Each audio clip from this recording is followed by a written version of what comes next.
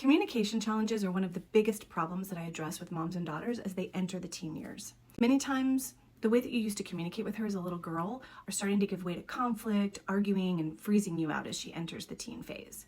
But believe it or not, conflict and arguing can be managed and moved from something negative to something productive. Managing conflict is a life skill, and your daughter is practicing it with you, her safe person. This is part 1 of a 5-part series in managing conflict with your teen daughter. So, how do you have an argument that teaches? It really involves 4 different things. 1, emotionally regulate yourself. 2, shift your perspective. 3, model the skills.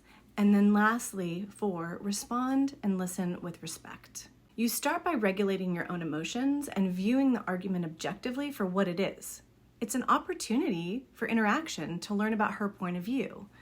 When you shift your perspective, it allows you to distance yourself from personalizing what she's actually saying to you.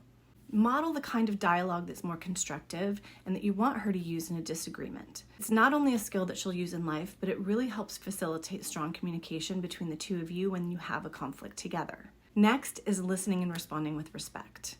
This, again, is a foundational skill in life, but really it leads to stronger self-esteem for her and building healthy relationships with others in the future. There are going to be times when you attempt to show respect to her and you do not get it in return. We've all been there. When this happens, it's important that you've had a plan that you've addressed beforehand with her, having a conversation with her about mutual respect. It's not during the time of the argument. It has to be prior when everyone is calm. So for example, let her know that if the two of you have an argument and you've asked her to speak to you in a respectful tone and she's not listening, that you're going to stop the conversation, but you will pick it up again later.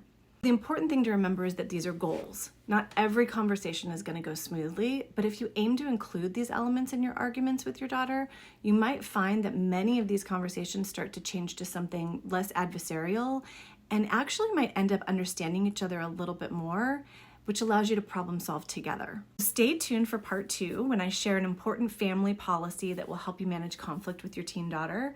And if you want to learn more about the upcoming course that expands on all of these issues, click the link in my bio and get on the waitlist to be the first to know about it when it launches.